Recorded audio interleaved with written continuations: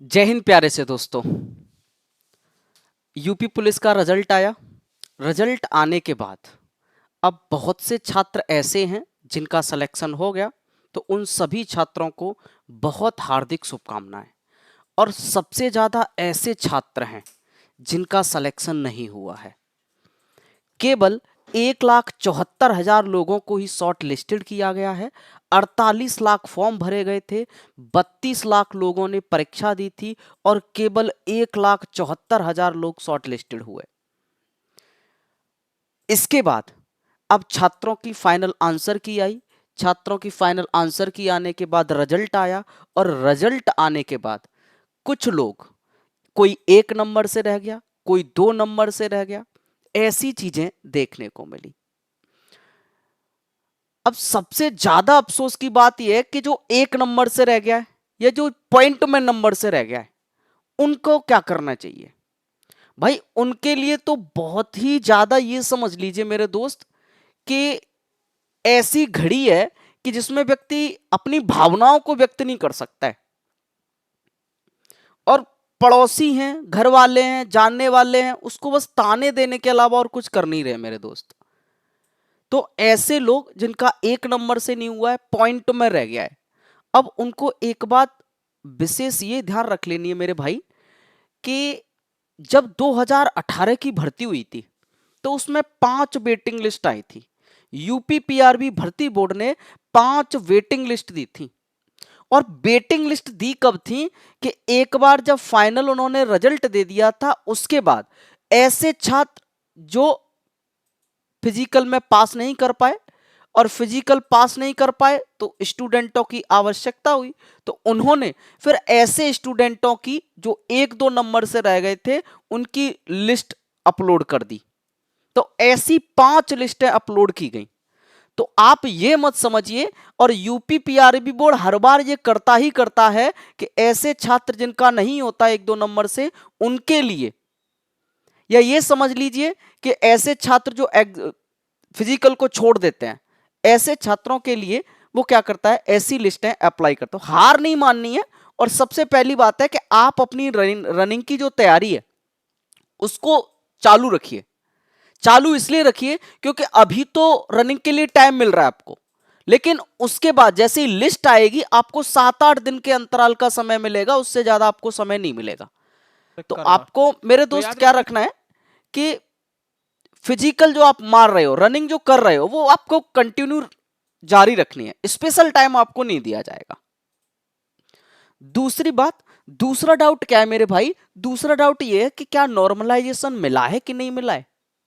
अब दूसरी समस्या जब मैंने देखी तो इसमें बहुत सारी, मैंने अपने फ्रेंडों से कंसल्ट किया, छात्र आए अपनी समस्याएं लेकर, तो उनसे एक आंकड़ा ये मिला कि कोई तो ये कह रहा है कि हमको नॉर्मलाइजेशन नहीं मिला है, कोई कह रहा है हमारे नंबर कट गए, कोई कह रहा है हमारा बहुत कम बन रहा था फाइनल आंसर की में, लेकिन हमारा हो गया।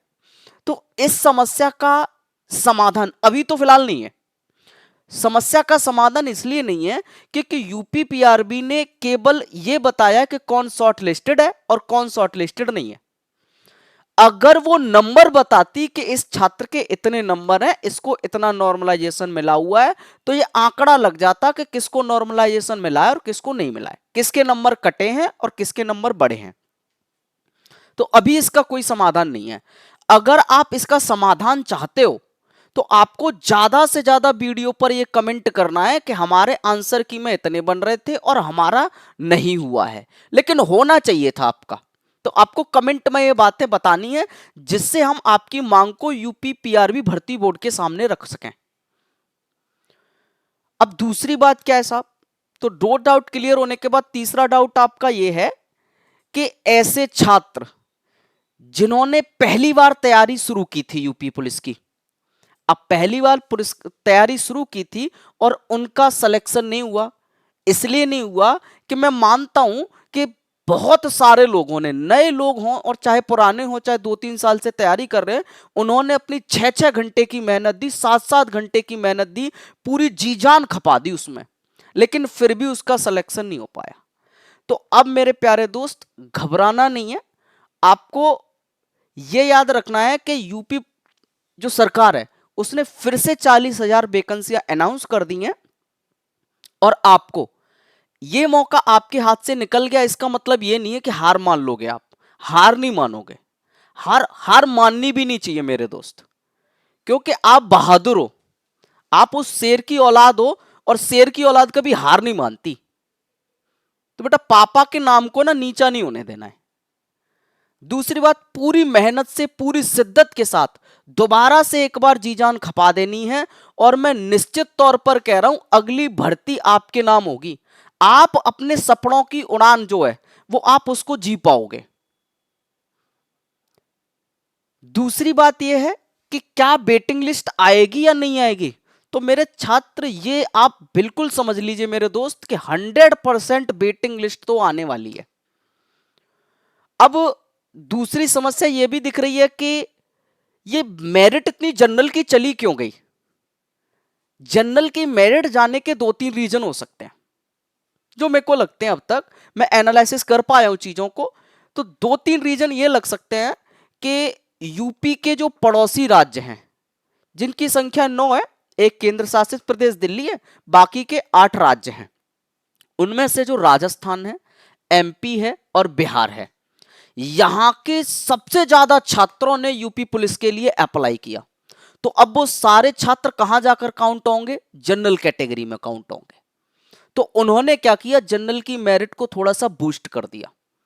दूसरा इसका एक रीजन ये भी है, ऐसे छात्र जो यूपी पीसीएस की परीक्षा दे रहे थे, आरओ एआरओ की तैयारी कर रहे थे, लेखपाल की तैयारी कर रहे थे, एसएससी सीजीएल की तैयारी कर रहे थे, एसएससी जीडी की तैयारी कर रहे थे, आर्मी की तैयारी कर रहे थे, अब उन्होंने भी इस एग्जाम को दिया। अब एक छात्र 2 जगह तो सिलेक्शन ले नहीं सकता है, या यूपी पीसीएस वाला इसकी नौकरी को क्यों करेगा भैया, कांस्टेबल वाली को, आरओ एआरओ वाला क्यों करेगा, लेकिन उसकी वजह से मेरिट तो बढ़ गई है। अब फिजिकल जब होगा, जब आपका पीएचटी होगा, डीवी होगा, तब इसमें से कुछ छात्र तो निकल ही जाएंगे और कुछ छात्र एग्जाम देने ही नहीं आएंगे। जब एग्जाम देने नहीं आएंगे मेरे दोस्त, तो आपको एक मौका अगली मेरिट लिस्ट के रूप में मिल सकता है।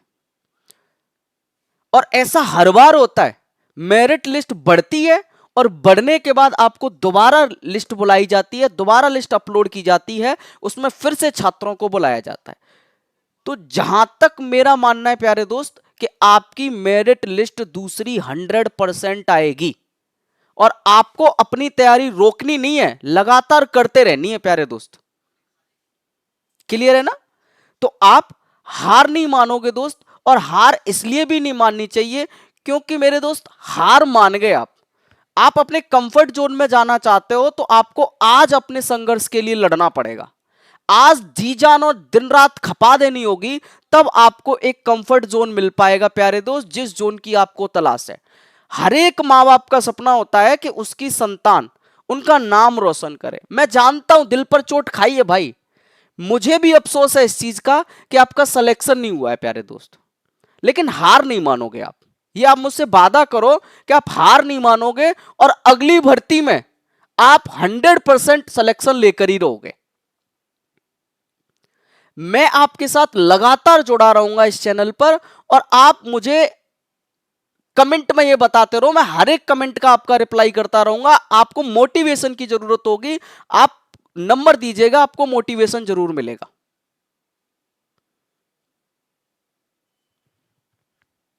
तो बहुत ज्यादा मैं आज इमोशनल हूं इन सब चीजों को लेके।